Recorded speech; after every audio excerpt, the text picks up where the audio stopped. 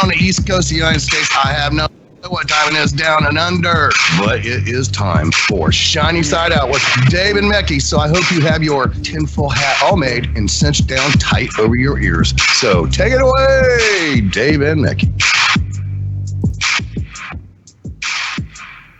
Welcome to Shiny Side Out with Dave and Mecky on WZZR, broadcasting from Australia for Revolution Radio on revolution.radio, where it's more than just radio, so jump into the chat room if you can. This is show number, and drum roll, 435. 530 and 400, that's not even a number. Okay, it has numbers in it.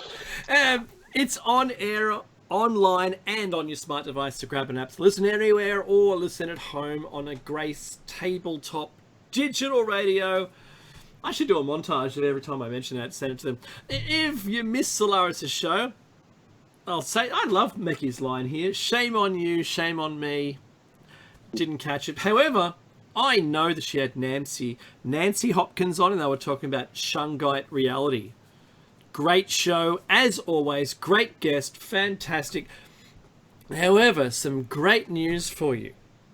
Everyone who is a listener of this, I don't care what platform you're on, you can subscribe to the station's archives for only $5 a month, and you can catch her shows if you miss them. If you find Revolution through us, that's great.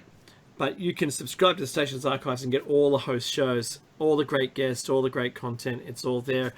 And it's, I've heard, Mecky, this week that it's back up and running. It's been moved from on-prem to a cloud resource. Yay, cloud first.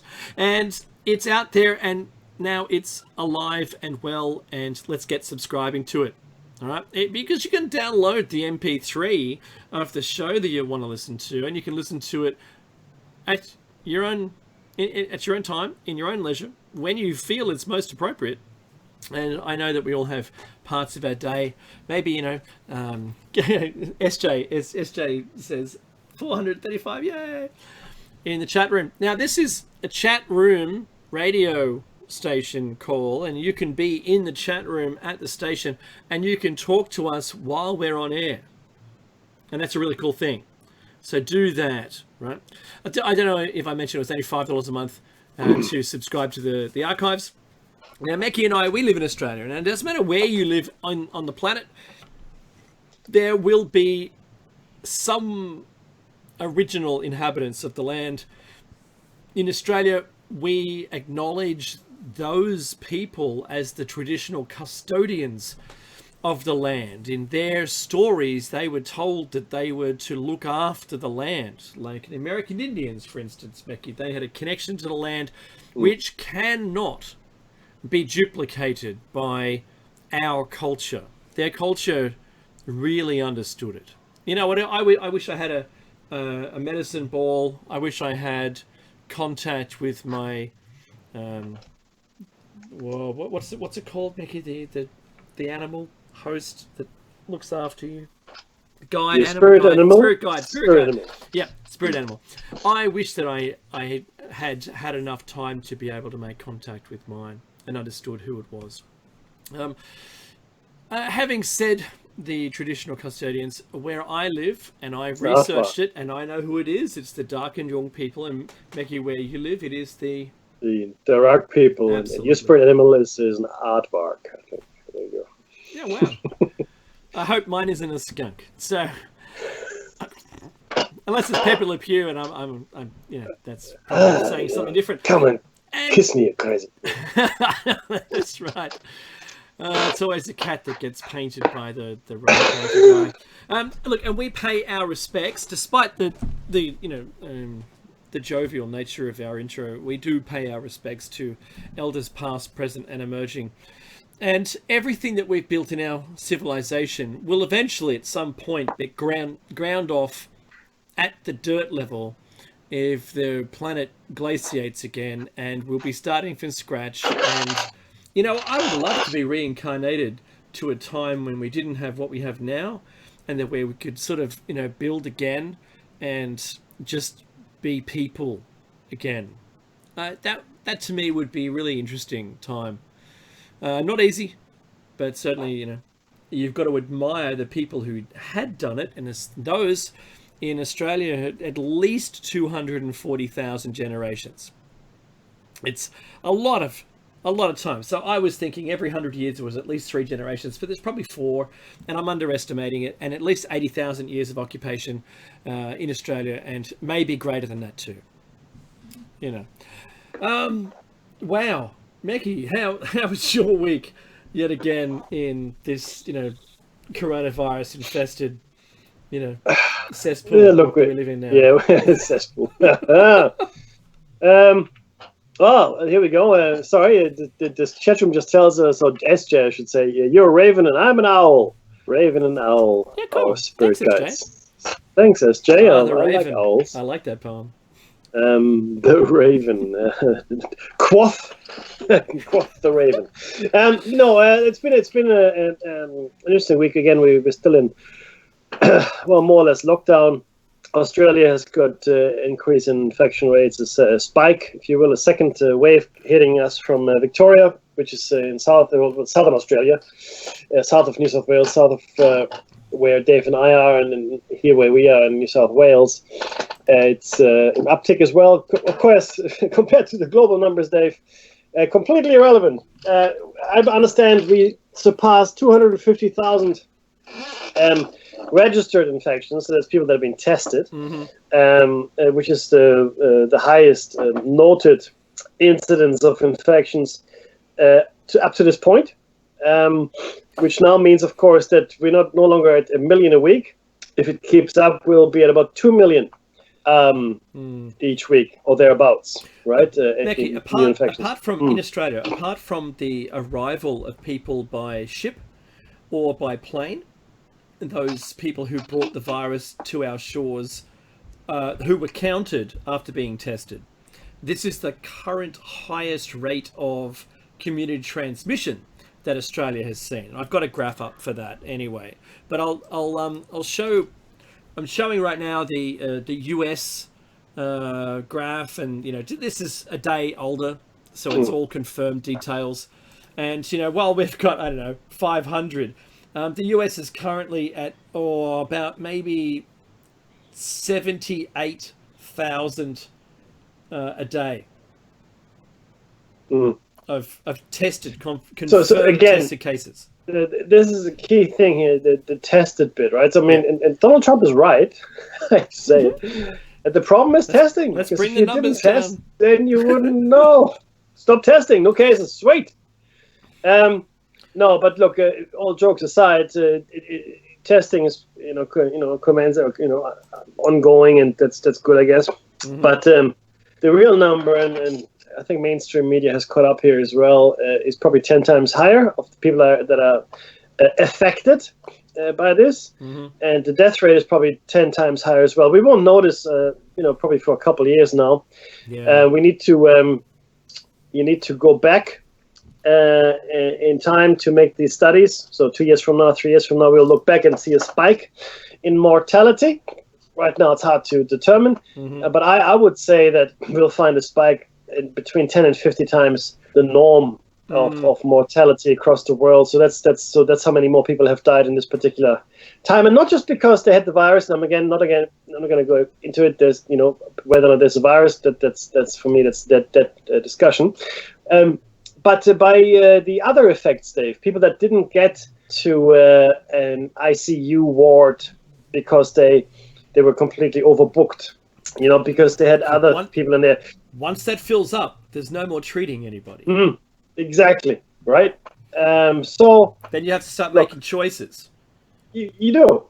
And there was a doctor, and I think it was an American doctor, and he said, it was him, he said, oh, look, we certainly have never been, or he has never been in a situation we had to make this call, like a triage call on the battlefield type stuff, who gets treatment, who doesn't get treatment. That's something that's happening in India all the time. I warned everybody to keep an eye on India. Yeah. It is now the third highest or so, thereabouts, I think. And it's just going to get worse. Right. Yes, absolutely. Yeah, they haven't got the infrastructure. I hate to say it, but India just doesn't have the infrastructure. It's any health problem in India is just exacerbated by the people living in slums. Brazil, same scenario. See, it's the underclass people, Dave, the poor people that are suffering through this. I mean, the rich people, they're okay. I mean, look at the rich people that had it. Most of them are coming out okay, Tom Hanks, etc., whatever. Not only that, some of the rich people seem to thrive simply because of the nature of their business. Now we're looking at Bezos, and you know, the guy, the Amazon guy. Bezos, He is now on track to be the first trillionaire. Goodness. Trillionaire. That's 1,000 billion. What a boon, so he's no longer a Mackie, what a billionaire. boon to delivery services and platforms. Absolutely, but by the same token, and forget COVID for a second here. Right? Let's just park that to a side. I said it before, and I'll say it again. Just so it's in front of everyone's mind. We no longer live in a world where it's morally or ethically justifiable to have billionaires, let alone trillionaires. Like I said, you get $100 million. You get to that point, you get a letter from the government. Yeah, you've won capitalism. Well done. Well done. And now you step down and you go and enjoy your $100 million somewhere. Yeah. In the $100 million club, and just and let someone else do it now. Yeah, or let's take that money and make life livable for everybody. That's not communism. It's not even socialism. That's just humanism. That's just common sense. That's Meckyism. That's Meckyism. a whole new thing. It's a whole new ism. Yeah, let's all just live and have enough. I mean, I love Star Trek, and I love the economic system that Star Trek purports, and what Gene Roddenberry thought of could happen if we just, I don't know, smart enough. Maybe not even grown up enough. Is what you learn. Yeah, we need to move we have to move beyond scarcity. We're living in a scarcity economy and society. We have to move beyond that, where resources and materials and wealth are generally and available for everyone everywhere. That's the society we need to move into. Otherwise, we haven't got a chance. So Becky, I want to talk about the case fatality rate for a minute. I have a lot of discussions during the week in Facebook and the social media platforms about, they're telling me it's 99.5% survivable, and I said, I don't believe they are the right numbers, because I asked them how do they derive that. They said that the population of the US is what it is, and 329 million, and they say since only 139,000 or say 140,000 people, because it's 948 after that, have died. That means you divide the dead by the population, or the population by the dead, and you should have your percentage. I said, no. I mean, how can you count someone who hasn't come in contact with the virus as being a survival rate, having experienced it? And then they shun me like I don't know anything. And also the case fatality rate initially always spikes because it blindsides you, and you only end up testing those that went critical. Then you discover there are people who don't go critical, and asymptomatic people, and in the end, if we're looking seriously in the US as tested people who have become concerned with a common cold, but turns out to have been coronavirus. I'm not going to say COVID-19, that's the disease you get. And not many people display the symptoms of COVID-19. They'll test positive for SARS-CoV-2, which is the actual virus that creates the symptoms. But if you're asymptomatic, you've not presented with COVID-19. You're not testing for COVID-19. That's the symptoms. You've got to look for the actual virus. So 11.1% is the current and lowering case fatality rate in the US. In Australia, it's gone from last week to this week as 1.5 down to 1.4%. But there are countries, Mackie, like the UK, where they don't count you as actually having recovered from it unless 3 tests prove that you no longer have the virus. But that ceased. That mentality of believing that you're over it once your symptoms go away is a flawed thought process. So at the moment, they've leveled out and stopped at 1,403. They've got a case fatality rate of 97%. Because they don't believe you truly get recovered from. You truly recovered. We know that strokes, your blood turning to a gel. You can have aneurysms. You not just have pneumonia or pneumonia-like symptoms where you can't breathe and you die of asphyxia. But these people are usually happy asphyxias, so they don't realise their lips are blue. Yeah? Correct. There are some things to this, which also that thickening of the blood and the blood cells themselves have an ACE2 receptor on them, but the virus can't replicate with a blood cell. But what happens is your blood cells join together because the virus has connectors all around the outside of it. It bumps into one blood cell in the bloodstream, connects to the blood platelet, right? And then it connects to the next blood cell. And now it's got two of them. Another virus, if you have a really big viral bloom, you can get a string of connected, like pearl beads, all connected together. And then if it touches the cell wall's got an ACE2 receptor and it'll lodge it there. And now they've found, I forgot it was like von Wolf something or other, Wolf Castle or something like that, disorder, where your blood just seems to have these long strands of blood cells joined together. It's a secondary effect. Again, not a pleasant experience for those people who get it. And the flushing of the system normally, where your coagulants are being sent out to do exactly the same task. If you cut yourself and you start bleeding, it recognizes that your body sends these things out intentionally to go and stop it. Then it does what's called a flush and gets rid of all that material out of your bloodstream. So otherwise, if you cut yourself once, you could have a stroke, right?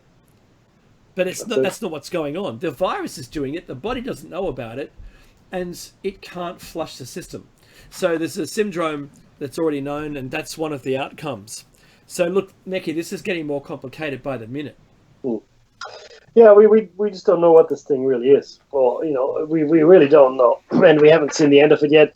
And you said earlier, quite rightly, maybe we don't really, if you have it, maybe you never ever really fully recover from it if you had ill effects. Now, some people get infected, they have no effects at all, zero. Mm-hmm. They're just carriers, and they don't get sick, they don't even get a temperature, not even a sniffle. Mm-hmm. Others that do fall sick, they have, it seems, lifelong, disability is maybe a strong word, but certainly effects, right, on them. It could be effects on the brain, memory function, lungs, other organ failures, other organ dysfunction, or a hampering of your organ function.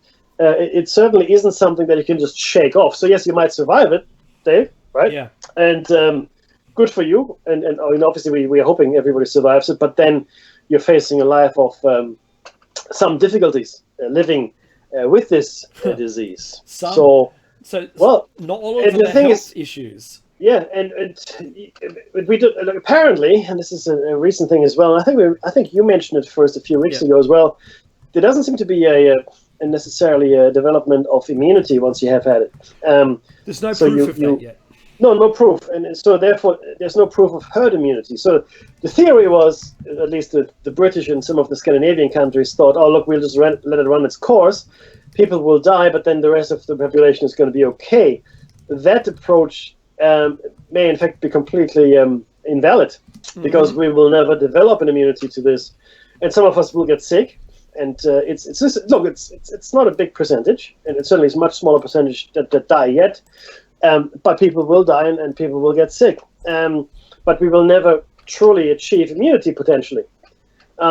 So this could be with us. So what does it mean? Well, what it means is we need to be healthy, Dave.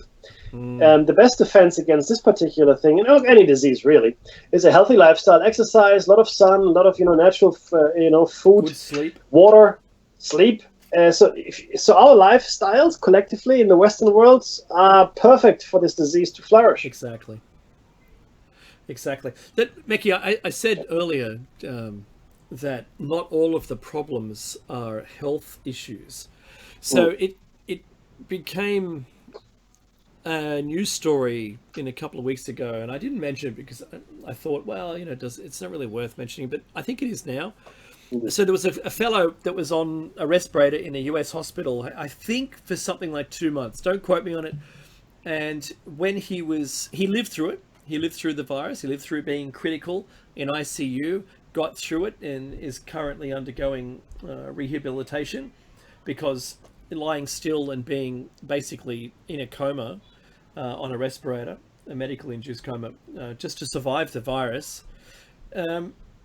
He was issued a $1.1 million bill. Whoa! How long was he on the respirator?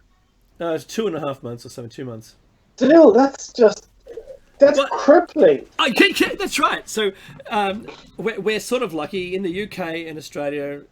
If you don't have any money, you still get treated like you have money. It doesn't cost you anything. There are some expenses, like an anesthesiologist, for instance, is a separate bill. But outside of that, pretty much it's free.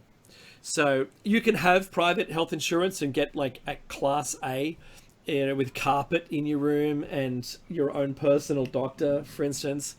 You can be in a private hospital, but the public hospital system is top notch here. And unfortunately, if you've allowed, in countries where you've allowed the medical system to be controlled and primarily priced by the insurance system, you've got some problems. Mackie, I remember getting my car fixed once, right? And the guy, I drove it in, and I didn't have much money. I was just a young kid.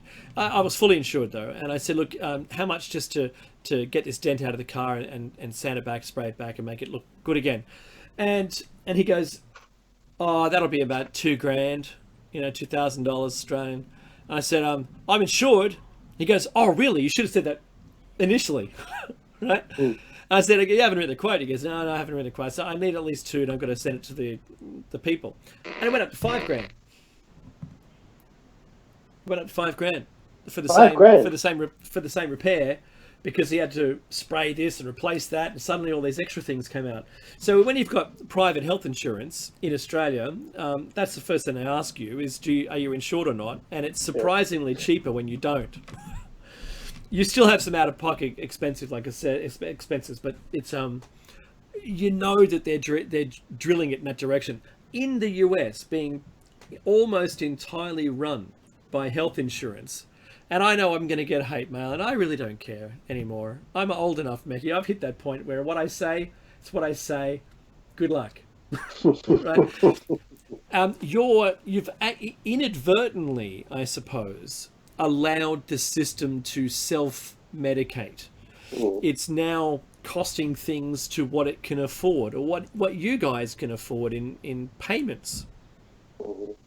When it's run lean as it possibly can, and granted our hospital system for the free medical, it could have some more money in it, I suppose it's a more of an honest system of pricing. So I don't know. I think that the call is up to you to how you want to interpret it, but a $1.1 million bill just to be alive from a virus you couldn't help getting. Good luck. Well, look, I'd go into the witness protection program and move. But that's the fundamental issue with the United States health system overall. People are going to Canada and Mexico, in fact, to get cheap drugs and so forth. Even Cuba is cheaper. And it's how can I put this best? After World War II, in England, in the UK, people got together and said, you know what, we really should look after each other. So they came up with the national health system, or health systems, the NHS. So everybody gets pretty much affordable health care, and doctors get paid a fair wage, not exorbitant amounts of money for, that you can, set yourself. Whereas in America, it's completely free market. You can charge whatever you like. I mean, it's up to you. Whatever you seem, is fair. Which of course leaves everybody, or most people, out in the cold unless they've got insurance. And if you haven't got a job, then you probably don't have insurance, health insurance, that is. Because so it's wrapped up into employee benefits. Correct. In the US. Yeah, correct. It's massive. I mean, I never understood it, because in Germany, where I grew up and was born, in fact, and here in Australia, you just have, I guess, a public health system. Excuse me, and that's good. And it's actually excellent, to be honest with you. And I never understood what this insurance thing was in the States. You watch movies, and TV shows, but then I had friends, as you get older, you get from America as well. They explain to me how it all works, and I go, "Oh my God!"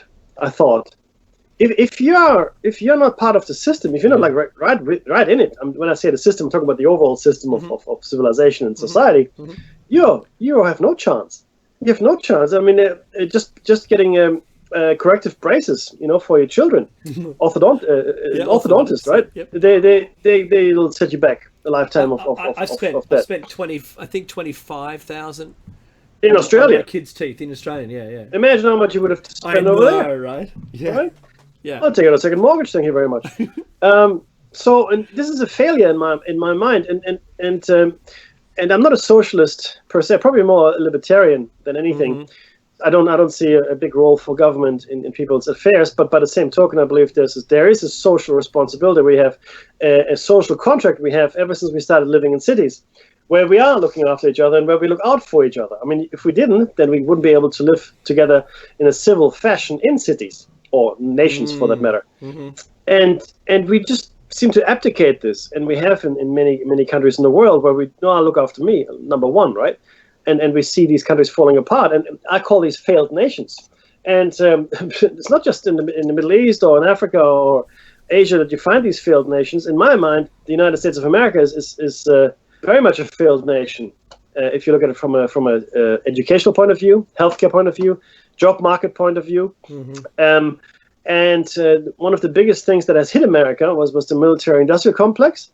Right after World War II, and what they did, those companies and individuals, they took the labor that America had in it, and all the work that was done, all the factories, all the manufacturing sectors, and all these wonderful things that America did have prior to the end of World War II, and even in the 50s and 60s, and went to China or India or elsewhere in the world because labor was cheaper. All of a sudden, these weren't American companies anymore. You think they are, but they're not, because the manufacturing centers have moved. They're now global companies that don't pay tax anywhere, and nobody benefits except for them. Yeah. So that's the problem. Yeah. So moving with that thought, we know that it was initially Japan.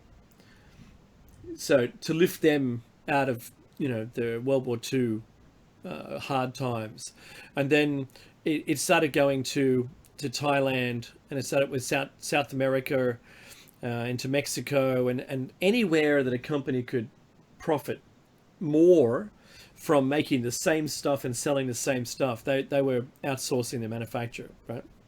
And just chronic times. In Australia, Mackie, we had a thing called the Lima Agreement, which began in the 70s, where it was the height of Australian manufacturing, steel production, automobiles, all of the infrastructure that led all of our buildings, and all the materials we use were insourced within our country. And then the Lima Agreement was to try and lift those other third world countries to second or first world countries by moving some manufacturing over there and getting the level of their citizens up to class them in, to lift them out of the hole. And by doing that, I don't think anyone really saw the true repercussions of throwing all of your resourcing externally, and then your internal resources could no longer cope competitively, and then you're basically coring not your middle class, but your spending resources get cored. And then the governments end up trailing into it, like to zero of their net income in the country. We're lucky in Australia because we can just dig dirt up out of the ground and sell it to people. Yep. That's where the greatest amount of our resources are. But Mackie, I think the same thing we saw in the US. The US and Australia are quite similar in that regard. We thought that being able to buy something for $1 cheaper was worth losing millions of dollars worth of tax revenue and sending the jobs overseas. And I think that's really tough. That's really tough from a financial. So overall, I think that's hard for the country to maintain that perspective. Right now, the virus has sort of allowed us to reposition our thinking on it. And I think it's a pretty good place to be, that we're at least questioning it. What happens as a result is completely different. Like at the moment, Meki, with all the shutdowns, the zombie companies that are relying on government handouts just to stay alive, the moment those cease, they're gone. Like we haven't seen the beginning of this. Yeah. No, I completely agree. Well, look, that's depressing, my friend. It really is. No, it is, and something has to change in our consciousness to shift us away from the way we have been doing things, Dave, and the way that we accept things are. So all of us, we're living in a world where we think, this is what life is like, and it can't be any different. And if you're proposing anything else, you're communist, you're socialist, you're whatever you are, but you're certainly a person that is not someone we want to know. So ultimately, we need to change the way we think. We really do. And I'll tell you that if we don't, we have no chance. This is sort of in line with what we spoke with the Strongs about 2 weeks ago, or rather what they let us in on as far as signals are concerned. Vibrational frequencies. Some events that might be taking place. Fear is a big thing, of course, to avoid. But ultimately, the way we have been living and the way we look at the world is completely wrong. We are living a wrong life. We have chosen to live well, maybe that's actually wrong. We haven't chosen. We didn't choose. We have been bamboozled into believing that this is what life is. Remember, this is cartoon, Dave. You're born. You go to school. You have a job. You die. So the first 20 years of your life are probably pretty good, depending on where you are. And then you go into the workforce, you work for 40 years, maybe 50 years, and that's most of your healthy, productive, and energetic life, right? And then you retire, age, if you're lucky, 60, 65, something like that, maybe, 70, if you're lucky. And then you have another, 10, 15, maybe 20 years to enjoy your retirement if you were, smart enough to save up, etc., etc. That's life? How's that life? How is that an expression of our life, our need to create? What about potential? So potential, it exactly. certainly falls well under the line of potential that people have. Is just to slave at the grindstone and die, either with or without massive debt, and for what, right? Yeah. Just to make others millions and millions, hundreds, to trillionaire. Yeah. So this is where it's all wrong. How is it all justifiable? And again, I'm not a socialist, and I'm certainly not a communist. But how is it justifiable if you've got people starving to death? That's right. Okay, every day, children. Forget this whole. I'm not even going to argue if there's a virus or not. But let's forget all this. Forget it. In the rear view mirror now. Yep. Every day, children are starving to death in the world, dying from bad water, dying from diseases which are completely preventable in the Western world. Very simple example, blindness can be cured by a 5-minute operation, but still millions of people are suffering from it. Yeah, how? I can't see through my How do we? kidneys. That's right. How do we justify this? Oh, well, these people have worked hard. I'm sorry, but nobody works hard enough to amass billions of dollars. I don't care who you are. In my mind, something is crooked. Something is crooked in that went on there. It is not normal to have this kind of wealth.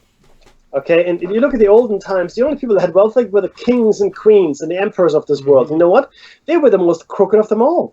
Yeah. They ruled by force. They took it by force. They held it by force, and then they claimed divine right. You know what divine right is? That says, well, I'm ruling over you, but God said I should. Think about that for a second. Just God said I should rule over you. Wow. If you said that to someone in the street today, they'd lock you up in a nut house. But certainly if you were aristocracy, they would. But if you're aristocracy, everyone would go, yes. That's true. But once in a while, though, people realize this. Yes. They realize it and they rise up And the French Revolution is a perfect example of what happened there. Off with their heads. They said, off with their heads. Yeah. And you know what? Yep. That's what happened. Yeah, that's Off they true. went. That's right. That's because the elite or the aristocracy were so vastly isolated from the people that they had no clue any longer what it was like to be at the coalface in society. Yeah. And that differential, once that differential, or you call it, the gap, right? Once the gap grows too large, then it's inevitable that the people will eventually overthrow you. Allowing them, Meki, just to be entertained and fed is usually enough to avoid an uprising. Yep. Right now, we're seeing police state activities. That's the most recent one, where it seems as though their morals are thrown out the window and lives don't matter.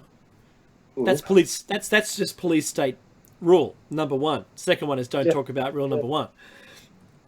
This is what's happening at the moment, and not in every country, mind you, but where the elite have more of an insulated layer to protect them from us. The life isn't that fearful. I mean, person to person, individuals are usually quite, they're more behaved than you think. Yeah. Right? And I don't think it needs all that kind of over effort from the the policing forces to police us. I don't believe that you should die beneath the knee of a police officer despite what you've done wrong.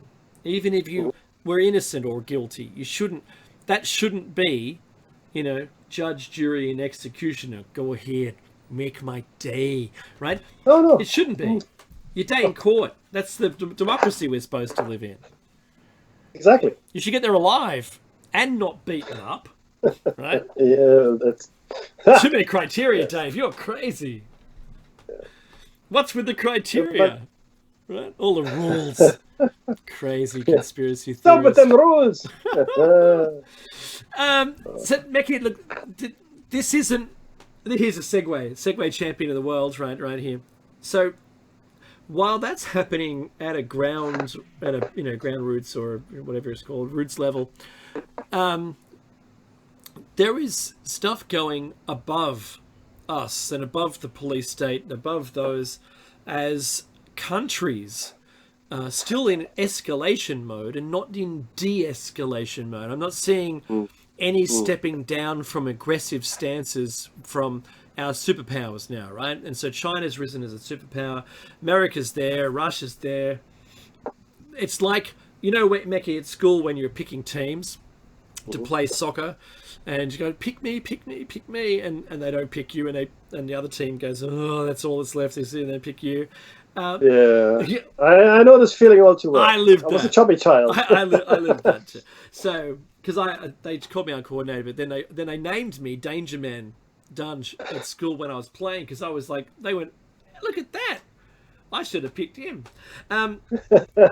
He's dangerous. He's dangerous. Look, wow, he knew.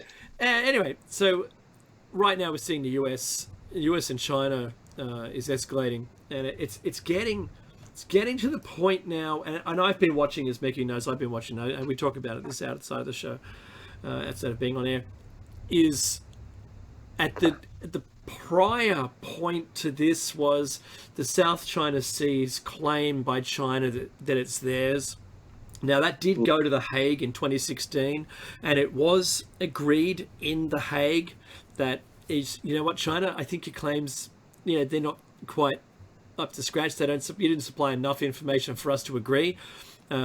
However, we're going to sort of turn a blind eye. And I know Obama said one of those disputed islands, Indonesia and China, you should just sail away from it, right? Sail away from this disputed land. It only extends out of the water by, about 3 foot. You sail away from it, and Indonesia sailed away, China didn't, and China stayed and claimed it. And right now, there's been a turning point, Mickey. 5 days ago, this was, in the last week, that China's claims to the South China Sea now are being rejected openly, publicly, and on an international level. And a US is also not only rejecting the claims, but going back to the Hague Agreement and saying that China's now on a campaign of bullying to bully Indonesia and those other the parties from their true ownership. You should own, was it 200 kilometers from your shoreline is acceptable nationally, like globally? 10 miles, like 10 miles, right, 20 miles, whatever it is. Up to, and since China's been creating its own islands and militarizing it, and they're saying, well, this is now our land now, so we extend a further 10 kilometers, they're building another one and stepping out into the sea. But the US is now, and the UK have, I think there's now 3 aircraft carrier groups there now, sailing back and forth, claiming freedom of movement. Now, I don't know about you, Meki, but I'm fearful that this may go the wrong direction. Not in a global war, but at least the start of some kind of conflict where America takes a man-made island from China or something stupid. Look, this is I said it before and I'll say it again. International politics are not conducted the way we would understand politics to be conducted in a nation environment, like a parliament. There are rules, there are laws to govern your behavior. No, it's complete anarchy. I mean, the League of Nations and now the United Nations are an attempt to bring, back in the day, I know. are now an attempt to bring order to this fundamentally chaotic environment, because conduct among nations is anarchy. I thought land grabs were off the table. No, well, that's the convention, but the answer is no. Because, the Ukraine, says who? Crimea River. Well, exactly. Look at the Ukraine. Look at the. I mean, whenever you've got massive entities falling apart, and this is just one of them. I'm not saying that the United States is immune from that either. And the more the international order is breaking down, the more it is being tested, the more likely it is that people will become more localized, more regionalized in their power structures. There will be more treaties amongst smaller players, but there will also be more smaller players because the larger entities are falling apart. Yugoslavia fell apart. The USSR fell apart. We see other nations that are fracturing. You see Catalonia in Spain tries to secede, right? The Scots, the Scottish, the Welsh, certainly the Irish. I mean, they've got their own nation. Well, it's split in half, but they're trying to secede. The Scottish are thinking about it, right? In America, I'm sure there's some California, maybe Texas, maybe others would very much like to see the back of the United States, right? And other wherever you've got a very large minority in a region, right, especially an ethnic minority, language minority, you will see the attempt to break away from the larger construct. Even Spain is not like I said, Catalonia. Spain is not a cohesive nation. Germany is not. Yeah. Very few nations in the world are cohesive, and the bigger they are, the less likely they are. I mean, China is only keeping itself together by a massive oppression of some of the minorities. There are literally dozens of different languages and hundreds of dialects in China. There are different. I mean, the predominant group in China are the Han Chinese, which we would consider, the Chinese Chinese.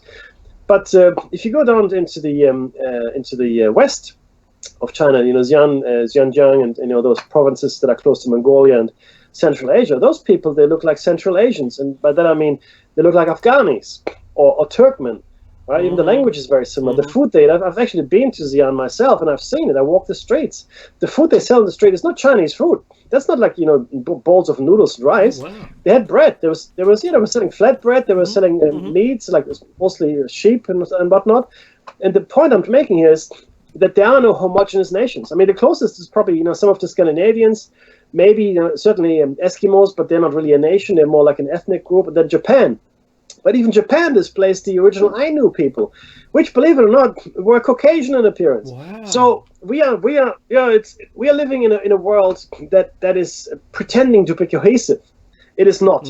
We are not a cohesive world, and our nations aren't either. So, Dave, It is anarchy. Yep. And we're seeing land grabs because we can. It's opportunistic. Look at what Hitler did prior to World War II. He grabbed There's so many he grabbed the similarities.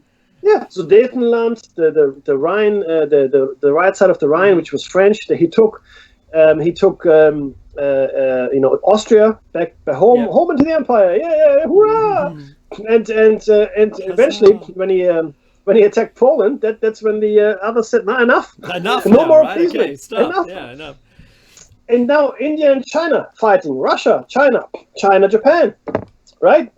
America and China may very well come to blows in the Pacific, even though America has a harder time to lay a claim because both the Filipino governments as well as the Okinawan people aren't too enamored with the Americans anymore, right? Yeah, that's true. So Becky, that's a good segue. So the next news story or news article is very similar, but it's I think this is an opinion piece, and it's done by Jamie Seidel, and it's the U.S. has declared China's territory grab illegal and wants its bullied neighbours to stand their ground, and they're talking about a clash with China now inevitable between the US and China. And there's a lot of supporting material in there, to be honest, but it does restate what we've just already mentioned. I just want to bring that out, that it's not just us, it's not Meki and I. You know, when you let's call it, put a lens on the current activities, we're seeing, I think, the unstoppable force with the immovable object kind of stance. Yep. And I'm not sure that China can see. Maybe they do. Maybe they're way smarter than and tactical. We know what the strategy is, but their tactical behavior in the South China Sea looks like people just turned a blind eye to it. Yeah, we can see what you're doing. Yeah, we know it's there. Yes, you let us get our ships through. But if something happened, if enough is enough is called, which looks like the position that we're talking about right now, that there could certainly be something going on. There could be an outcome that I think would be less favourable for both parties. So that's all I'm saying. I feel we're at with the bulletin saying that we're 130 seconds or 150 seconds, whatever it is, 120 seconds to midnight. We're we're the closest to a global conflict than we've ever been since even the nuclear weapons were made. That I think it's even more tense now. I can feel it in the air. Look, yeah, because we're living in a multipolar world, but it's only emerging. Yeah. And we're still dealing with the chaos of having left a very comfortable Cold War world. The post-World War II world, well, there were tensions and all that, but it's comfortable. We knew exactly who the players were. We knew what had to be done. Yeah, they had a bat phone, exactly, right? 100%. Yeah. And it was only those two that matter. No one else really mattered. That's right. Right? And these days, it's not even just nation-state players. You're talking about, well, can you call them private? Well, there are players out there that have organizations, terrorist groups, hacking groups. Some are nation-state players, others are not. Mm-hmm. Others are private. Now you got also corporations to contend with. The troubles we have in Australia can be put at the feet of the corporations. Yeah. 100%. Yeah. No one else. That's right. So who's got the power, Dave? The power is with the money. That's where the power is. And, we've been warned. Eisenhower warned us against the military, the industrial and he should have known. I mean, he was in the midst of it. He conducted a successful campaign with the D-Day. That's right. Eisenhower was in command. Ending World War II, yeah. Yeah, the largest ever invasion fleet ever in the history that we know of, or known history anyway. Mm-hmm. So he wasn't a fool. He became president. He saw America through the post-war years, and then he, in his farewell speech, he did say that. Watch out for the all of us. Yeah, all of us, and he was right to warn us.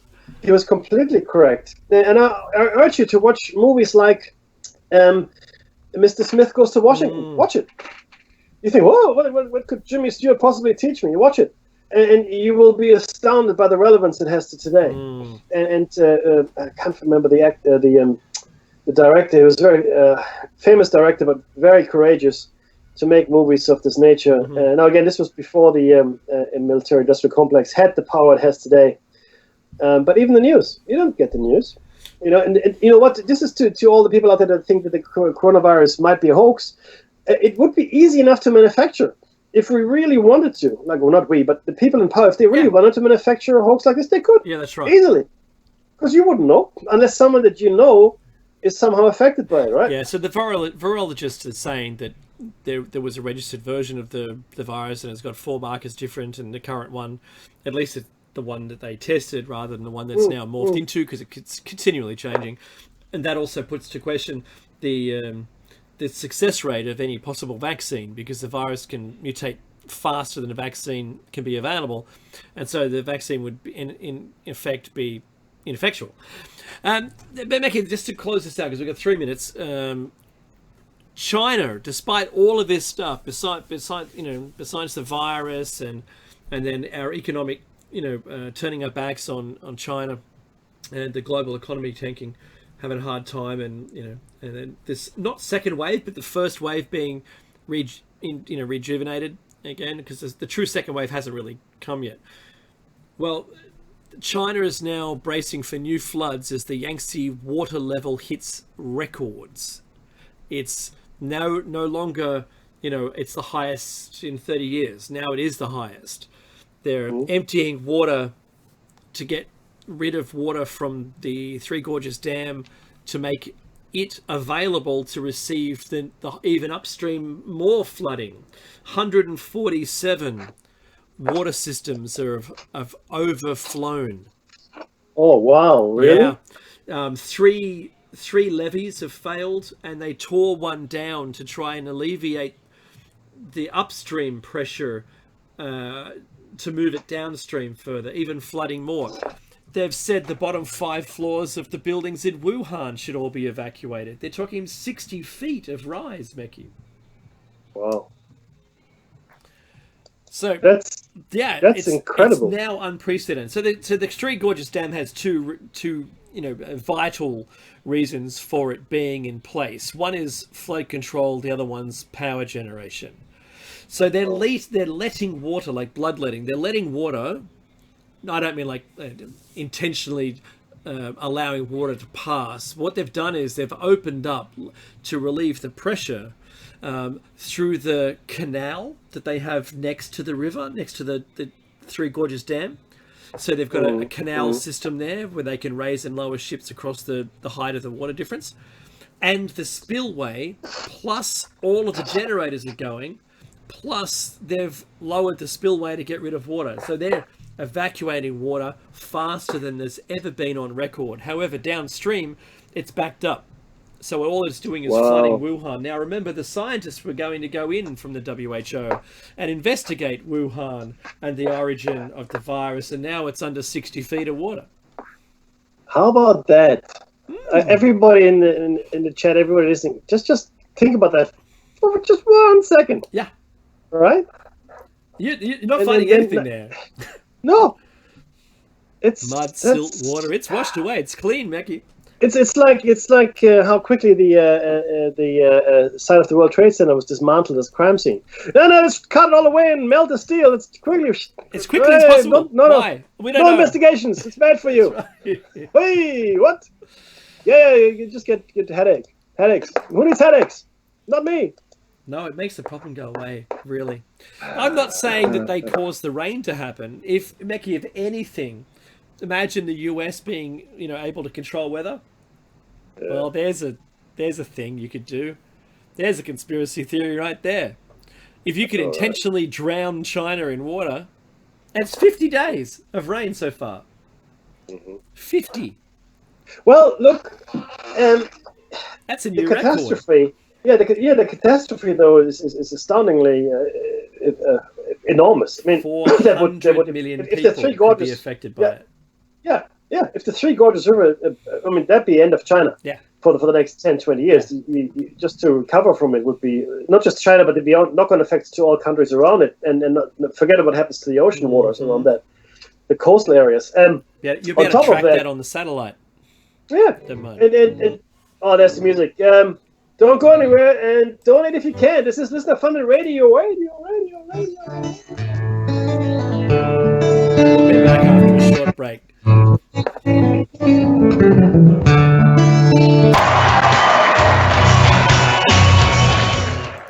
Hello and welcome back to Dave and Mackey's Shiny Side Out on Revolution.radio. The only radio station you should listen to, of course. That's right, radio. That's the one. This is Listener Funded Radio, which means if you could please donate, that would be awesome. We don't receive any corporate sponsorships, and all the hosts that you listen to on this station do this pro bono, gratis, for free, without any compensation, because we like to. And we have a platform, and again, our eternal thanks go to Nighthawk for allowing us to have this platform, for being the man that he was and creating this station. Unfortunately, of course, no longer with us, but always in our memories and always grateful to what he did. For what he did for us, rather. When I hear his voice in the bumpers, I miss him. I know. He had such a look. The honest truth is, he was a great musician, but he had such a resonating, unique and booming voice. It was perfect to be heard over the air. It was just one of those things. And look, you can still hear him. He's still. You can hear the bumpers. It's still his voice. But it is listener funded. So if you can go to the website Revolution.radio, you can certainly become a subscriber, which means you get access to the archives and listen to all the shows that you might have missed, even shows that you might not even have known existed, which is pretty cool. And I know certainly that we're getting a few new subscribers here and there and everywhere, and people ask me, what's your actual link? And I say, it's Shiny Side Out. Okay, go to Revolutionary Radio. And people are keen to listen to what we have to say, but I'm sure they would be just as keen to listen to all the other hosts, foremost of which our good friend Solaris and her show just before us. But yeah, so if you can donate, there's also a donate button there, but I think it is much more advisable if you were to subscribe. Because that's just something that is ongoing. It's only $5 a month, and you can get access to information that you might otherwise not have had access to. And in this information poor but data rich world, and I'll explain to you what I mean in a second, it is important to find information. So information is actually something that is useful. It is data that has been made understandable and put into context. And these days, we're given a whole bunch of data and data points from everyone and everywhere, and it's usually giving us their opinions. This is just another set of opinions you get here, right? And different to what you would get from mainstream. And hopefully, it has a lot of informational value, not just data points here. So if it's 32 degrees outside, that doesn't really mean anything in and of itself, but if you put it in context, it's summer, and over the last few years that's normal temperature, and all of a sudden the 32 degrees makes a lot more sense, or it's completely out of the ordinary, we've never had a temperature like this before, something might be up. So my point here is information is better than data, and then of course you make up your own mind and you analyze your own world and figure out how it works. Dave, now we are talking about ancient tech, ancient civilizations. The show is just today expanded by about 10 pages. I had 10 pages, sorry Dave. So we now have 89 pages. There you go. And this is page 68 we're on today. Mysteries of the Yellow Emperor, the Son of Heaven from Regulus. I'll let you read the abstract, and then we'll take it in turns for the paragraphs, because there's a fairly lengthy article, which I thought was really, really good. And again, bear in mind that we believe, because there were ancient civilizations prior to ours, which were at least as high, if not higher, developed from a technical or even a cultural point of view, that have completely disappeared. There must have been something that was left. And we believe that both the Indian and the Chinese cultures are probably carriers of some of that ancient knowledge of civilizations that, have some memory of the dim and distant past. Others, of course, like the Sumerians and South American cultures, African cultures, have completely disappeared. Well, when I say completely, they're not living cultures anymore. Their peoples have been, absorbed in other cultures. Yeah, integrated. yeah. Bingo, that's the word. All righty, go. There you go, my friend. What's the heading again? Mysteries of the Yellow Emperor, the Son of Heaven from Regulus. I You think. said it was page 68. Page 68, my friend. And the second lot of papers I just sent through. Right. Aha. Yes. Aha, The one that I he don't says. have, so I'm just going to bring that in. No, it's in Skype. It should be in. Yeah, no, I know. Yeah, it's Okay. in Skype. That's right. So, I start reading, and you can take the next yeah, that'd paragraph. be good. The Yellow Emperor was a rather interesting entity. The ancient Chinese records mention amazing, wise, and humane beings, the sons of heaven. This term became the emperor's title much later, or son of heaven rather, who had done so much for the then savage dwellers of the Huanghe River Valley. Before the sons of heaven appeared on earth, familiar celestial phenomena preceded all such appearances. Before Huang Ti was born, there occurred a radiance from the great star Qi and the Dipper constellation Ursa Major. You might also know it as the Great Bear, only visible in the northern hemisphere, not the southern hemisphere. Also, yeah, the Great Dipper. There's a Great Dipper and a Small Dipper, Ursa Major and Ursa Minor. Huang Ti was very different from other ancient heroes. He did not enlighten people, did not demand worship. Huang Ti and his helpers were amazingly rational beings. Numerous sources relate to Huang Ti manufactured and used some miraculous tripods. The tripods were not used for water, nor was there any fire to heat and prepare food in them. The purpose of such a tripod was quite different. Who was the Yellow Emperor, really? And of course, we're going to answer some of these questions in the article we're about to share with you, which was also called Mysteries of the Yellow Emperor by Paul Stonehill of the China Paranormal Research Center. Paul Stonehill. And I thought the article was extremely illuminating, my friend. A fifth ancient civilization, ? Chinese and Japanese archaeologists claim they have discovered in China's southwestern province of Sichuan evidence of the fifth ancient civilization. As Japan's Kyoto News first reported on October 28, 1996, the evidence is an earthen stage. Earthen is unearthed during a joint archaeology project and estimated to date back 4,500 years. It was found among the remains of an ancient castle near the banks of the Yangtze River, 56 miles or 90 k's southwest of the city of Chengdu. The archaeologists involved in the excavation project explained that the earthen stage, pointing to an advanced knowledge of construction techniques by those who built it, reinforces the possibility of a fifth civilization. The world's 4 oldest known civilizations are Mesopotamia, Egypt, Indus, and China's Yellow River. Carbon isotope analysis on earthenware found at the excavation site was used to help identify the age of the castle and stage. It is a very significant discovery. We may be closer to solving the enigma of the Yellow Emperor, Huang Ti, of the 27th century BC, who, it is said, lived in those misty reaches of time before the Shang dynasty. I know, interesting stuff, right? In the beginning, archaeological evidence suggests that China is one of the cradles of the human race. The earliest known human in China, whose fossilized skull was unearthed in Shaanxi province in 1963, is believed to date back to 600,000 BC. Around the 4th or 3rd millennium BC, which is about 5,000 to 6,000 years ago, in the New Stone Age, the Neolithic, great changes occurred in the lives of the ancient Chinese. Large numbers of people began living together at settled places, cultivating land and domesticating animals. These people made polished stone tools and built shelters and pit dwellings and beehive huts that were covered with reed roofs. Such villages were found mostly in the area of the Great Bend of the Huanghe on the North China Plain. Despite its severe winters, this area was well suited to agriculture. In fact, it closely resembled the other cradles of ancient civilizations, such as the Valley of the Nile in Egypt.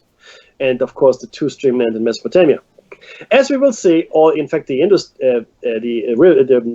River Valley in India. As we will see, this is an important fact because there are other striking similarities between the ancient civilizations. According to Chinese tradition, the Chinese people originated in the Huanghe, Huangho, or Yellow River Valley. The legends tell of a creator, Pan Ku, who was succeeded by a series of heavenly, terrestrial, and human sovereigns. Rice was grown in eastern China about 5,500 BC, and about 5 centuries later, an agricultural society developed in the Huanghe Valley. Just a couple of things here to that. If you look at the ancient kings list of the Egyptians, but also the Sumerians, you will find that it was initially gods, then heroes, and then humans who reigned. And here we have the same thing, heavenly, terrestrial, and then humans. So it is very interesting that there's a lot of parallel. So we see parallel in the timeline of the nascent civilization, some 5,000 to 6,000 years ago is when they started, all in very similar areas in the world, all with very similar things that they did, like agriculture, city building, all that, right? And all seemingly coming from nowhere. This is, I mean, dare I say it, seeding of civilization after a great cataclysm, which we spoke about, right? It is really quite,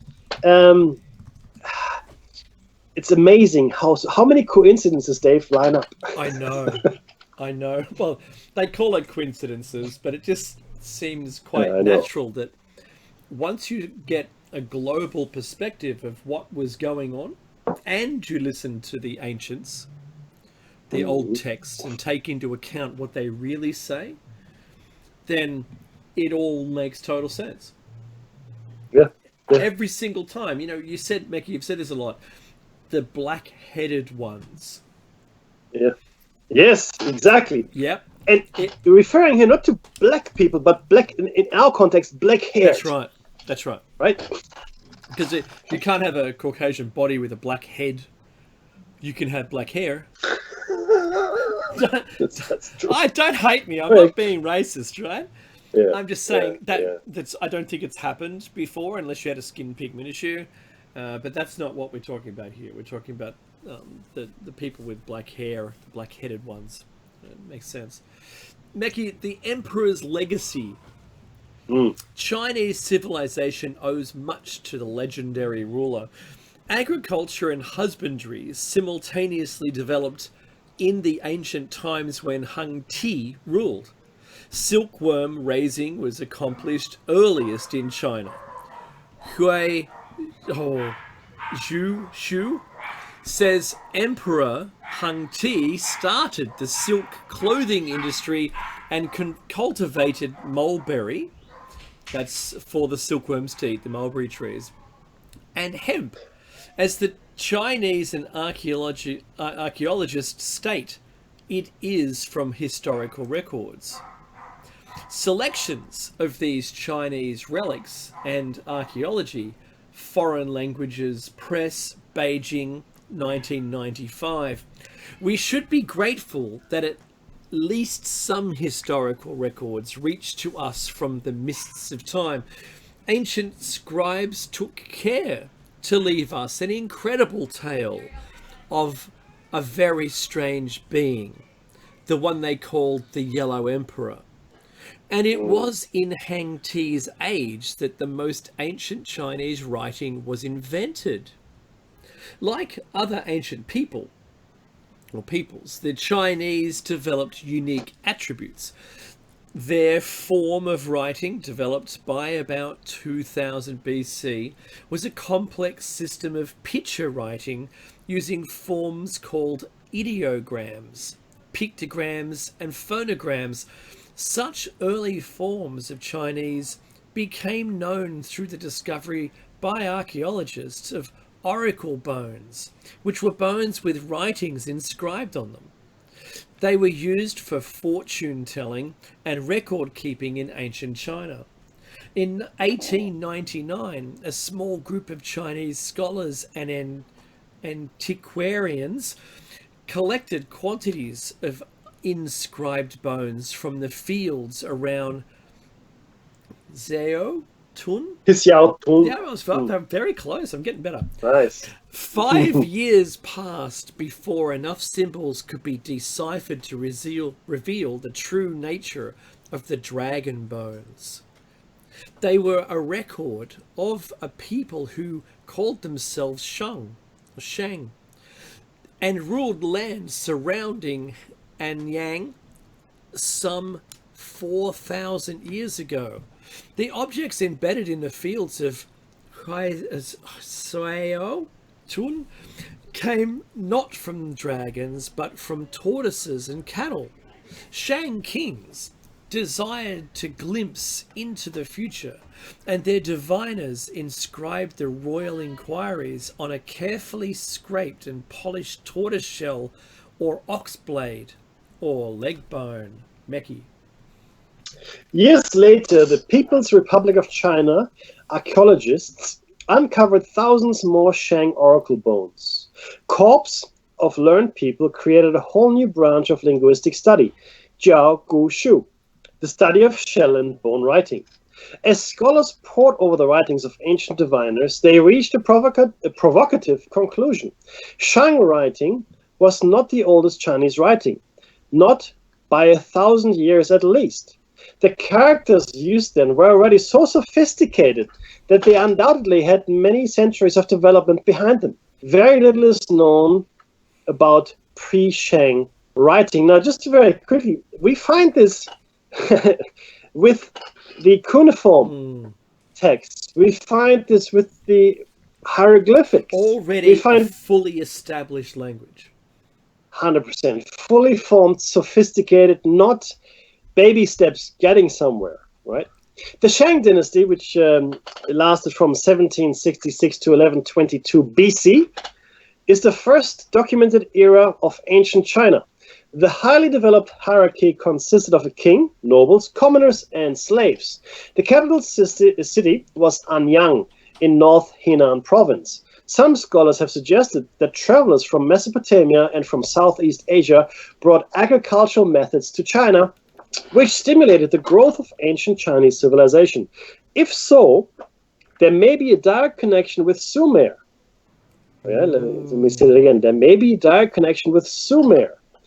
The Shang peoples were known for their use of jade, bronze, horse-drawn chariots, ancestor worship, and highly organized armies. A significant aspect of China is its long cultural and national history. The Chinese people have shared a common culture longer than any other group on Earth. The Chinese writing system dates back almost 4,000 years, probably longer, as we've just learned. And not one thing I need to say here, though, I think we would do ourselves a disservice if we didn't realize that the Aboriginals, in fact, as a culture, probably have a longer history, even though maybe not as written down or put to paper as the Chinese, but certainly the oral history of the Aboriginal people in Australia and certainly other places as well, but certainly in Australia goes back much further than that, Dave. Yeah, about 80,000 years. So, yeah, it's quite something. Ancient libraries. The earliest known libraries were connected with palaces and temples. In China, records of the Shang dynasty were written on animal bones and tortoise shells. In an early library called the Healing Place of the Soul, in the palace of Egypt's King Ramesses II, which was about 1304 to 1237 BC, is that Thebes, Meki? Thebes, Yeah, that's it, yep.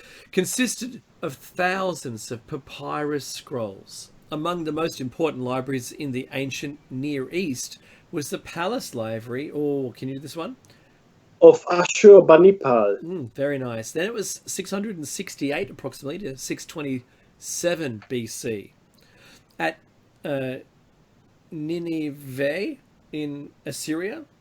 The early type of national library collected for the sake of distant days consisted of over 30,000 clay tablets. Early librarians were usually priests, teachers, or scholars. The first known Chinese librarian was the philosopher Lao Tse, who was appointed keeper of the royal historical records of the Zhou rulers about 550 BC. There is a definite connection between Lao Tse and the Yellow Emperor. Many cultures identify a sacred being as the creator of writing. In Egypt, the honor was shared by Thoth and Isis, while the ancient Greeks named Hermes for their writing words. The Yellow Emperor was a highly gifted son of heaven. Legend goes that he was the inventor of many things, such as making clothes, manufacturing boats and vehicles, building houses and palaces, etc. He also had his court officials, Lung Ling, make musical instruments. Is that now? Down now? Mm-hmm. Down? Compile the heavenly stems and the earthly branches.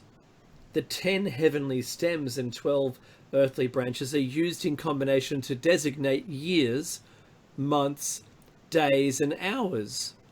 And Sang Che invent the Chinese characters. Thus, the Chinese tradition attributes the invention of writing to Sang Che, a minister of the heroic Yellow Emperor Hang Ti. When men first learned to write, all spirits cried in agony as the innermost secrets of nature were thus revealed. It was a very important step, certainly. Chinese mathematics, and we've touched on this before, but let's go into this a little bit more detail here. The origin of Chinese math is surrounded by a great amount of myth, since many of the ancient mathematical writings were lost through the decay of the bamboo material they used to write on. It is believed that the Emperor Huang Ti was the first patron of mathematics, and he does remind me of Thoth and even Hermes. Wow! In so many different ways, it's just incredible how these characters even They had a common, common person to all of their cultures. Think of Quetzalcoatl, Kukulkan in South America. Yeah. Think of the Enki and Enlil, right? Enkidu. These are the teachers. The same stories across all cultures. Yeah, 100%, my friend. Under Huang Ti's rule, his ministers Tai Mao and Li Shu revised the sexagesimal-based number system and correspondent arithmetic. The Chinese believed that numbers had philosophical and metaphysical properties. The Chinese used numbers to achieve spiritual harmony with the cosmos. They believed man's existence depended upon numerically specified actions and obligations. Now, it's interesting because Feng Shui, as well as acupuncture and all these other systems, very much rely on mathematical systems. Even the fortune-telling systems that the Chinese rely on are very complicated mathematical calculations. Not just the astrological charts, but there's the I Ching and other things as well. Very interesting. And I believe that the tarot, the I Ching, and any form of fortune-telling of that nature, including astrology, is a leftover understanding of a greater truth, of a greater mathematical context and greater cosmic forces that work upon us, which is now lost. At least when I say lost, the understanding of it or how we got there is lost. Certainly we can still use it, but we don't understand how we got that information. And maybe our interpretation of what it truly means is also lost. Possibly. But if all you did was find an equation somewhere and you had to try to apply it to something, and then you realized what you could apply it to, maybe it doesn't cover everything. Correct. Yeah. So that's why when you read the words to achieve spiritual harmony with the cosmos, and then the existence depended on numerically specified actions and obligations. Do you know what that sounds like to me? If I was trying to describe Einstein's theory of relativity to someone, but using a way that they could then pass that on without truly giving it away. At the time, it was all the people could understand. Yeah, absolutely. It's really interesting how and you're not wrong at all, because that's exactly. I'm not trying to pull the rug out from all of the other things that you mentioned to do with astronomy, astrology, still fitting your presence into the universe with numbers. Not at all. I'm not washing them away. I believe that they're all totally valid. And it's really, and I need to say this very quickly. If you look at the art of ancient Chinese astrology, and if you go to someone who actually can do it, right? I'm not talking about the horoscope you read in the paper. That's just pretty much nonsense. But if you go to someone that does the chart for you, and I know this because I know people who had the chart done, exactly, and then you know what happened in your life. And some charts, had been done retrospectively without the person knowing anything about the other person. And the accuracy, and not just because you want it to be accurate, but the accuracy of the, I guess you have to call them predictions or assertions that the chart makes, is astounding to a very specific detail. Look, I can give you a simple example. My wife's grandfather was actually skilled in the arts of that particular, I guess, fortune telling, if you want to call it that. And he told her, you're going to marry this kind of person. Yeah. And he was going to be a rooster. And she goes, no, I'm going to marry a rooster. I'm not going to marry a guy that's 1 year younger than me. That's nonsense. Of course, she married a guy that's 11 years older than her. Right? And very specific description of myself. I mean, what I was like, who I was, and so forth. And she goes, yeah, well, what a lot of nonsense that is, right? But then you never know how your life develops. You could argue, oh, well, she was primed to meet me. I mean, she had no idea when I was born, or, how old I was, or anything like that when she met me. So, and we only learned about all of this much later in our relationship. And I certainly have dabbled, I want to say, in the tarot, and I stopped doing the tarot some almost 15 years ago now, because of some of the things I predicted just by reading the cards, and they came completely true. So I think there are systems here. And I think they're completely based on a mathematical understanding of the universe, together with some forces that we have completely lost understanding of, and the context as well. And what Dave just said is certainly absolutely correct. If you wanted to explain general relativity, that's how you would do it. But I think there's much more information that was lost, and I think these civilizations that went before us, they lasted for a very long time, and they could use a lot of, I guess we call them longitudinal studies now, to actually firm up their data gathering. Because the longer you observe something and the bigger your sample group, the more accurate your data. If you had all the information ever, that ever exists available to you, you could completely extrapolate the universe 42 from it.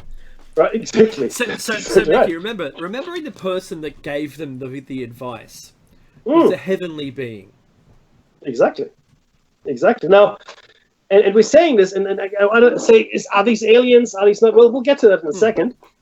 But we don't have to always resort to that. I believe certainly there are visitors from other places in the universe, and I also believe that we've been going out into the universe for a lot longer than most people want to believe or admit we have existed even. And again, it's the anthropomorphic principle. Any alien creature, truly alien, from another world developed completely separate from us, cannot look anything like us. It would be such an amazing coincidence, because if you look at our own record here, what happened on the Earth with life and what's left and how many species have died out, etc., the likelihood of something like this happening exactly the same way on another planet is astronomically, actually it's not even, it's so tiny. You can't even think of a number small enough to describe it. It would be like winning, lotto 10 times in a row. The number is so vastly out of scope. It's not gonna. It's so unpredictable. I can't think of a word, Mickey. No, you're right. It's completely a nonsense to even consider it. But we don't have to consider it, Dave. And you know why? That's right. But you know why we don't have to consider it? Because we. Thing. No, but we know that in all the religions tell us this. We were made in their image. That's right. So be they. It doesn't really matter. Did they come from somewhere else and then made us here, or have they always been here and then they sort of, maybe they had a genetic disease, they died out, and they made us? The point is, the oldest sources out that we know of out in the world, right? The Sumerian sources, others as well, tell us that we were made. When we were made for very specific purposes. And we were made in the image of our. Not only that, we were also made using their DNA, right? So you can poo-poo this as much as you want. The point is, that's what we're being told. I mean, it's not we're making this up. The ancient sources tell us this is what happened. It's in all of the ancient sources. All of them. Yeah. Right? And nobody would argue that. It's fascinating. And all these, and we've spent a lot of time now looking at these sources, like the last 10 years in some detail, 30 years before that, but having this radio show really helped. And there's so much correlation in ancient myths around cataclysms, around the creation of the human race, etc., etc. It's astounding. And now we're bringing in the moon, but we'll get to that at some other point as well. Let me just finish the thought here. Early Chinese math was presented in a literary form. There was no use of algebraic notation. The digits in their base 10 systems were ciphered, and they were written vertically on bark, bamboo, silk, and paper. The traditional Chinese numeral system was a multiplicative grouping system, although a later system called scientific Chinese numerals was a positional system. Okay, so it was a fairly complex system that wasn't written down as a numeric notation, but as a literary form. Yeah, right. Very interesting. Wow. The next piece here is in Love and War. The oldest books on love are the Chinese handbooks of sex, written 5,000 years ago by the legendary Yellow Emperor Hung Ti, 2697 to 2598 BC. The knowledge of the 4 useful branches of military knowledge concerned with 1. Mountains, 2. Rivers, 3. Marshes, and 4. Plains, and enabled the Yellow Emperor to vanquish 4 several sovereigns. Napoleon had similar beliefs about the art of war. Ancient Chinese writings confirm that the Yellow Emperor was responsible for the invention of warfare. In the, is it Li Tao? Yeah. That'll do, he says. It is mentioned that Hung Ti fought 70 battles and pacified the emperor. Cao Kung's explanation is that the Yellow Emperor was the first to institute the feudal system of vassals, princes, each of whom, to the number of 4, originally bore the title of emperor. Li Chuan tells us that the art of war originated under Hung Ti, who received it from his minister Feng. Hung Ti, or the Yellow Emperor, is referred to as the originator of the Chinese culture, and all people of the Chinese race regard themselves as descendants of Yan Di and Han Ti.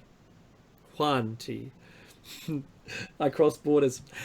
With the original surname of Gongsun, later changed to Ji.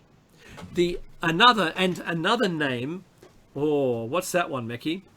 I would say Yu Zhongxi. Oh, Yung Zhongxi. Hung Ti was also known as Zhuan Shi. That'll do. As he lived at the Zhuan Yan Hill, a clan leader towards the end of China's primitive society. Huang Ti Di was the full brother of Yan Di, with whom he shared the country. He formed an alliance with Yan Di in later years against the invasion of Qi Yao, the chieftain of the, good on you, Zhuli tribe. Perfect.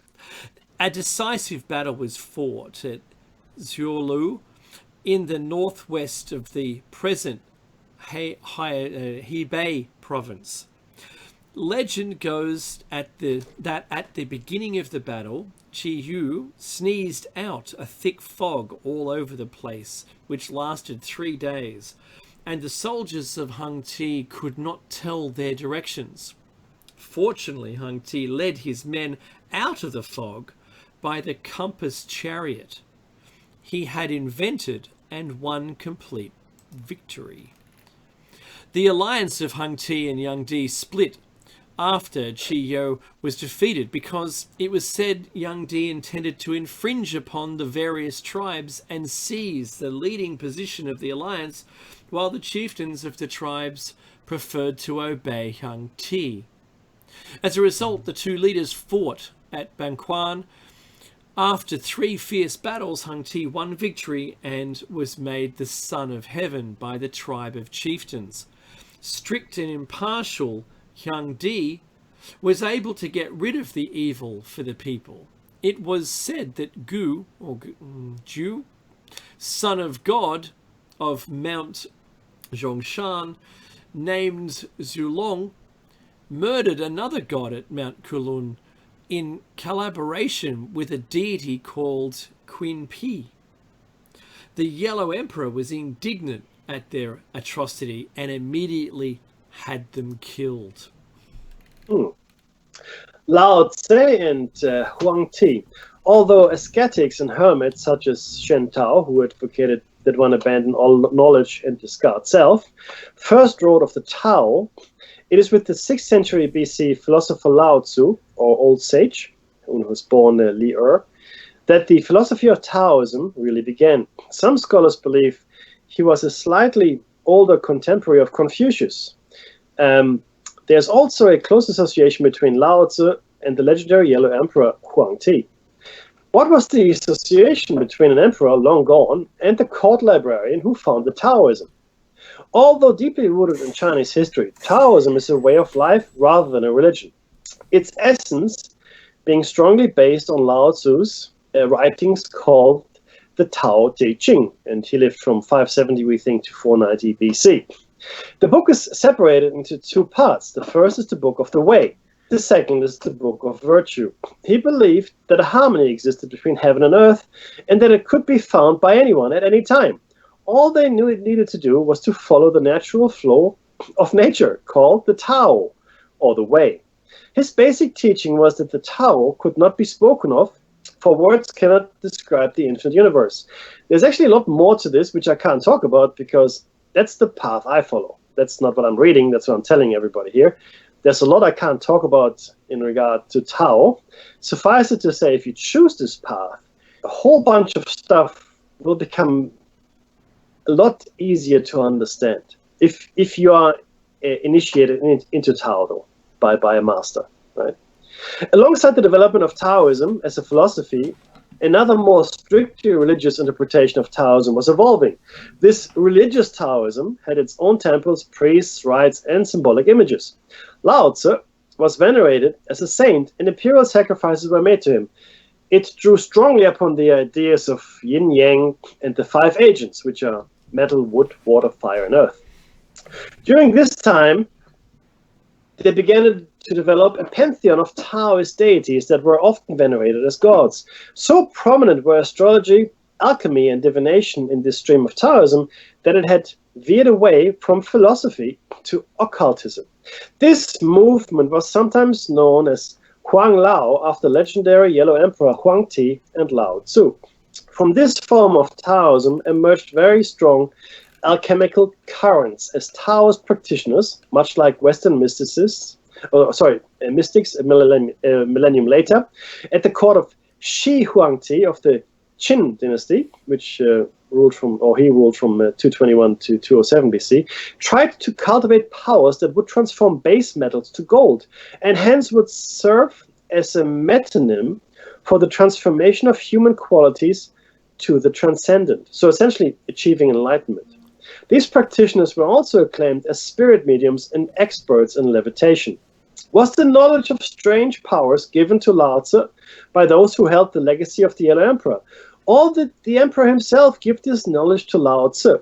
So let's talk about mystery schools. Taoism is one of the oldest mystery schools that we have. And like I said, I've always been fortunate enough to understand some of its teachings. Dave? Sons of Heaven. The Yellow Emperor. By the way, I wanted to comment on these practitioners were also acclaimed as spirit mediums and experts in levitation. I wanted to focus on that for a minute. Right? Mm-hmm. Extraordinary. Mm-hmm. So this is once again tales of levitation coming from the ancient times. Ancient times. The only way that we could construct at the moment in our current thinking with any of those, megalithic structures is by levitating things or making stones soft. My goodness, right? And certainly transporting the stones across the lengths and elevations that they did successfully to build the structures, it's still beyond our grasp, to be honest. Okay, so Sons of Heaven. The Yellow Emperor was a rather interesting entity. I intentionally avoid calling him a human being. Not because I seek to offend the Chinese people, but because the information I had collected about Hung Ti, albeit scarce, convinces me otherwise. The ancient Chinese records mention amazing, wise, and humane, not human, beings, by the way. Humane beings, the Sons of Heaven. This term became emperors, title much later, who had done so much for the then savage dwellers of the Hung He River Valley. Before the Sons of Heaven appeared on earth, familiar celestial phenomena preceded all such appearances. Before Hung Ti was born, there occurred a radiance from the great star Chi and the Dipper constellation Ursa Major. A very ancient pre-Buddhist religion of Tibet, called Bon, described how a mighty friend of virtue and kindness had appeared on earth. Egg created by magical forces of gods Sa and Baal, excited under the action of its own weight from the divine bosom of empty sky. The shell became a defensive armor, the casing defended like armor, and that which is white became a source of strength for heroes. The inner casing became a stronghold for those who had dwelt in it. From the very center of the egg came a human being, processor of magic force. All of the Sons of Heaven, it was Hung Ti who had left. Of all of the Sons of Heaven, it was Hung Ti who had left the largest footprint in the Chinese mythology. He first made his appearance in the Hung He River Basin. Hung Ti was very different from other ancient heroes. He did not enlighten people, did not demand worship. Hung Ti and his helpers were amazingly rational beings. Of course, they did teach the natives all kinds of useful sciences, including acupuncture. However, most important for them were their own affairs. And such affairs were dominated by the creation of complex and, alas, incomprehensible, at least to us, apparatuses and contrivances. Mr. Krapiva sounds like a car that's really bad. A noted Ukrainian researcher, and apologies to his family, of anomalous phenomena related in his book UFOs, A Hovering Enigma of History, Odessa, 1991. The Hung Ti manufactured 12 gigantic mirrors of unknown nature and used them. Following the moon. Archaeologists in modern China add another detail. They cite the biography of Hung Ti when the emperor met the West Empress at the mountains of Wangwu. 12 large mirrors were wrought for the use month by month. According to Mr. Krapiva, the biography of Hung Ti was based on the mysterious legends. What did the ancient scribes mean by following the moon? What drove Hung Ti establish more or some connection between his mirrors and the moon? There is even a more curious detail uncovered by Krapiva. The account of wonders, 6th century BCE, contained the following story. People of the Mirror Lake tell that where Hung Ti cast his mirrors, there remains a stone that polished them. Creepers, creeping grass, P.S., does not grow on that stone. Lao Tzu lived in that age. Did he see the stone in question? Yeah, look, it gets really mystical, and you only have fragmentary information, but clearly Mirrors following the these moon, mirrors, 12 of them? yeah, absolutely. 12 months a year? Yeah. What were these mirrors used for? Is it communication? Were they Who gates? knows? Were they Really stargates? possibly. I like it. Because again, a lot of the Stargate descriptions that we have, we have never seen one. I mean, we hear from people that have seen what they said they've seen. Like water. They seem like water, like surface of water. Yeah. That's exactly right, my friend. It could be mirror-like. In fact, you could describe it as mirror-like if you didn't know what that meant, right? Yeah. And that's really the interesting thing. There's meant to be this door in South America. It's actually it's a doorway there. It exists, and that is meant to be the gateway, so it actually turns into this, I guess, water-like surface through which you can access other realms. Now these days, of course, it's just in a hunk of stone, but legend has it that people would go through this doorway quite frequently. Yeah, with the right words and with the right time, the right words and the right experience, that was a gateway. Absolutely. And now we're coming to the tripods, as I promised everybody, and that's even stranger. really strange. Now, numerous sources relate to that Huang Ti manufactured and used some miraculous tripods. The tripods weren't used for water, nor was there any fire to heat and prepare food in them, as we said earlier. The purpose of such a tripod was quite different. It was the likeness of the great infinite, Tao, the concealed engine of the universe. The great infinite, Tao, the concealed engine of the universe. A tripod was approximately 3 to 4 meters in height, but its volume was relatively small, about 100 liters. The legs carried most of its weight. A curious human observer would not be able to glance inside the tripod, but sources did say that hundreds of spirits filled its insides. Krapiva, the same gentleman that Dave mentioned, who has studied all such sources available, is of the opinion that a functioning tripod emitted some noises and voices, in fact. The legends of ancient China said that the tripods depicted dragons flying in the clouds. It was the same dragon who eventually arrived and carried off Huang Ti and his colleagues. Most likely the tripods were used for distant communications, because the location was chosen in such a way that the star, Huan, would be pointed at. It is from that star that Huang Ti arrived on Earth. We know this star as Regulus of the Leo constellation. More about this curious star later. Now, it's interesting that Leo should be mentioned because we know that the Sphinx originally was probably a lion, right? Yeah, that's exactly. That was my first thought as soon as I heard Leo. Right? Bingo. Yeah. Which puts it to about which puts the age of Huang Ti, or maybe not Huang Ti, but certainly of his legend and things like that, to about 13 to 14,000 years ago, when we were in fact in the sign of Leo back then, which is fascinating. Now, there is a mountain 18 kilometers northeast of Xiaoqing, first called Summit Lake Mountain because there's a lake on its top.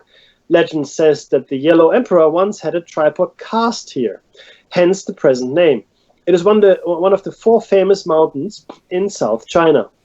The most interesting quality of the tripods was their ability to store knowledge and data. Such a tripod knew favorable and unfavorable signs, knew that which existed and that which had disappeared. Moreover, a tripod could remain still and could walk about, was able to become light and heavy. Krapiva thinks it could somehow manipulate gravity. The sources listed by Ukrainian scholar Krapiva are records of the foremost deeds of Huang Ti the Great and glorification of the 3 tripods of Huang Ti written by Zhao Ji. Huang Ti and most of his assistants operated in northern China. It was there that the Chinese civilization subsequently developed. The south of China was developed by entities whose exact nature is not easily determined. Were they living organisms, independent mechanisms, or mechanisms controlled by living creatures? Ancient sources named them Qi Yu and his brothers. Obviously, they were quite identical. Perhaps the discovery of the fifth civilization site at Chengdu and subsequent excavations will shed some light on those who developed the south. Krapiva was able to collect some information about Qi Yu. Just like Huang Ti, Qi Yu had 4 eyes. At least, they thought he did. 6 arms, or manipulators. Interesting. The strangest of all was Qi Yu's head. It was made from copper and had a metallic forehead and some tridents in place of ears. According to the local legends, the metallic head was cut off the body with all appropriate safeguards and buried separately. Years later, this head continued to emit heat. On occasions, a reddish steam-like cloud would come from the burial site. The locals worshipped it, and this was taken from the 5 books of Huang Ti. Qi Yu was able to move in the rugged areas and could even fly for short periods of time. His, or its, taste for food was quite impressive. All sources suggested that the creature ate stones and sand. This way it obtained energy that was necessary for the creature's movements. Were Qi Yu and his brothers living creatures? Krapiva thinks that they were complex autonomous mechanisms akin to robots. Actually, but one of the creatures would have to be controlled by an intelligent life form. But the natives considered them all as living creatures. I mean, if you saw a robot moving under its own volition, Dave, you'd think it's a living creature as well. Yeah, that's right. Right? You have no concept of a robot as such. Huang Ti ruled the land for 100 years, but his lifespan was much greater. Some sources suggest that he lived for 300 years. Where he spent the rest of his days and what activities he was engaged in is open to speculation. There are Tao sources who state unambiguously that after 100 years of his rule, Huang Ti returned to his home star, ascended to the heavens, and became the ruler of the great infinite, again turning into the star Xuanyuan, the same star that his tripods had pointed at. An ancient Chinese drawing of the Xuanyuan constellation has been identified by modern astronomers as that of the Leo constellation. Its brightest star is Alpha Leo, Regulus. We do not know much about this star. We do know that there are very few similarities between our sun and Regulus, though. But there's a very curious similarity. There exists in the Regulus star system a radio source that emits signals in metric wave bands. In our solar system, there's also such a source, which is the Earth. So imagine being stranded here, and you put the tripods up, and you're trying to radio home, and it's in the sky. So every 24 hours they get a pulse or something, right? They get a kind of message from you, and then you leave eventually. But while you're here, you teach the yokels, these warring tribal kind of groups of people to unite and teach them everything while you're here. You got a long enough period to wait. Why not? It sounds like they chopped his head off because they got angry with him and buried it, and it was still alive, and then he left intact. Dude, yeah. Wow. All right, so the essence of thunder. That's an amazing story too, by the way. And now I've got to look in to see whether we've discovered any planets going around Regulus, to be honest, and what kind of star that is, whether it's a blue giant or what have you. So the essence of thunder, Huang Ti's image was that of a thunder. Aborigines of Australia have similar myths of beings who travelled at great speeds and emitted thunder. But Huang Ti was a more defined thunder. The thunder, was identified with elongated drums.